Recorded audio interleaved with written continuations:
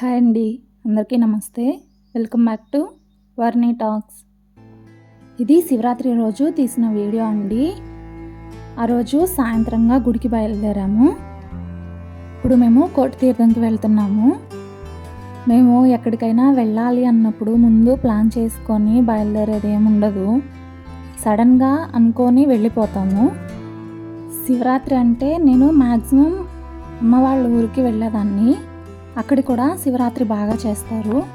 కానీ ప్రతి సంవత్సరం అక్కడ చూస్తున్నాం కదా, ఈ గుడి చాలా బాగుంటుందని చెప్తుంటే వినడమే కానీ నేను ఎప్పుడూ వెళ్ళలేదు. అందుకని సరే ఈసారి ఇక్కడ వెళ్ళి గుడి చూసేసి వద్దాము, స్వామివారి దర్శనం చేసుకోనని బయలుదేరాము. గుడి చాలా బాగుందండి. బయట నుంచి చూడడానికి తెలియట్లేదు, కానీ గర్భగుడిలోకి దర్శనం కోసం వెళ్ళినప్పుడు గుడి మొత్తం రాతి కట్టడం అని అర్థమవుతుంది. కార్తీక మాసం ఇంకా శివరాత్రి టైంలో ఇక్కడ భక్తుల రద్దీ ఎక్కువగా ఉంటుందట. కార్తీక పౌర్ణమి రోజున దీపాలు వదలడానికి ఇక్కడికి చాలామంది వస్తుంటారు. ఈ గుడిలో స్వామివారు స్వయంభూగా వెలిసారని చెప్తారు. గుడి ప్రాంగణంలో 2 ధ్వజస్తంభాలతో పాటు 2 నంది విగ్రహాలు కూడా ఉన్నాయి. ఇక్కడ స్వామి అమ్మవార్ల ఆలయాలతో పాటు సుబ్రహ్మణ్య స్వామి, అయ్యప్ప స్వామి, వినాయక స్వామి వార్ల ఉపాలయాలు కూడా ఉన్నాయి. అలాగే ఈ గుడి ప్రాంగణంలో పరశురాముడు ప్రతిష్ఠించిన శివలింగం కూడా ఉంది. అలాగే శివాలయం ఉన్న తర్వాత నవగ్రహాలు కూడా ఉంటాయి కదండి.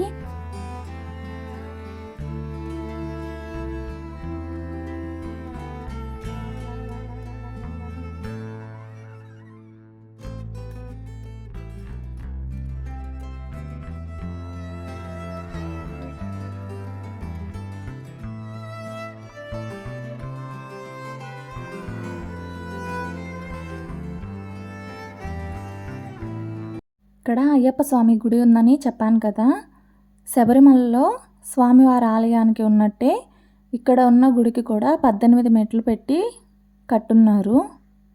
ఈ గుడి పక్కగా పెన్నా నది ప్రవహిస్తుంటుందటండి. అక్కడే దీపాలు అయ్యి వదులుతుంటారంట కార్తీక మాసంలో. నాకైతే డే టైంలో వచ్చుంటే బాగుండేది, మొత్తం తిరిగి ప్రశాంతంగా చూడడానికి వీలుండేది అనిపించింది. ఇప్పుడు సాయంత్రంగా వచ్చాం కదా, జనాలు చాలా ఎక్కువగా ఉన్నారు. ఇంకా ఆ గుడి దగ్గరే ఉండి జాగారం చేయాలనుకున్న వాళ్ళు ఉంటారు కదా, చాలా ఎక్కువ జనాల్లో చిన్నపిల్లల్ని తీసుకొని వెళ్ళినప్పుడు పిల్లల్ని చూసుకోవడమే సరిపోతుంది. పైగా అటు నది వైపు వెళ్ళడానికి అక్కడంతా కూడా చీకటిగా ఉంది, ఎలాంటి లైట్ అది లేకపోవడంతో మేము అటు వెళ్ళలేదు. ఈ గుడిలో స్వామివారిని కోటేశ్వర స్వామి అనే పేరుతో పిలుస్తారు.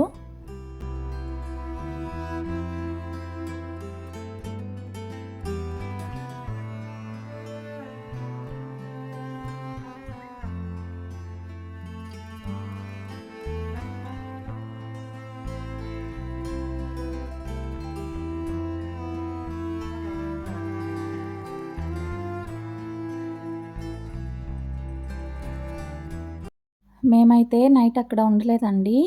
దర్శనం అయిపోయిన తర్వాత ఒకసారి గుడి మొత్తం తిరిగి చూసి బయలుదేరిపోయాము.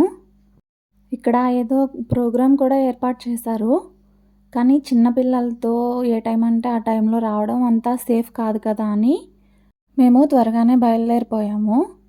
పైగా మేము వచ్చే దారి మొత్తం కూడా పల్లెటూరులే కావడంతో పొద్దుపోతే అంత జనసంచారం కూడా ఉండదు. కాబట్టి దర్శనం చేసుకున్న వెంటనే బయలుదేరి ఇంటికి వచ్చేసాము. వీడియో నచ్చితే లైక్ చేయండి, ఛానల్ని సబ్స్క్రైబ్ చేసుకోండి.